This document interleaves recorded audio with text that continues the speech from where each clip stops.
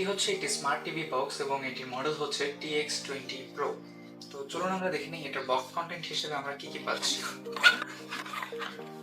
প্রথমে এই বক্সটি খুলেই আমরা পেয়ে যাব আমাদের টিভি বক্সটি, যেটি হচ্ছে TX20 Pro। সো এই হচ্ছে আমাদের বক্স এবং এইখানে আমাদের রাউটার কানেক্ট করার অপশন আছে, আমাদের ল্যান পোর্ট আছে, আমাদের HDMI পোর্ট আছে, DC পোর্ট আছে এবং এটা হচ্ছে aux ইনপুট।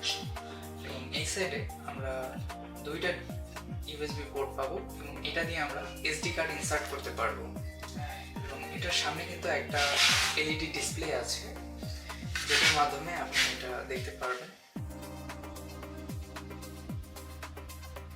তো এটাকে সাইডে রেখে আমরা আরো দেখি বক্সের মধ্যে কি পাচ্ছি। বক্সের মধ্যে আমাদের জন্য আরো থাকছে হচ্ছে রিমোট, যেটার মাধ্যমে হচ্ছে এই টিভিটিকে কন্ট্রোল করা হয়। এবং এটির সাথে আরো থাকছে হচ্ছে এটার অ্যাডাপ্টার।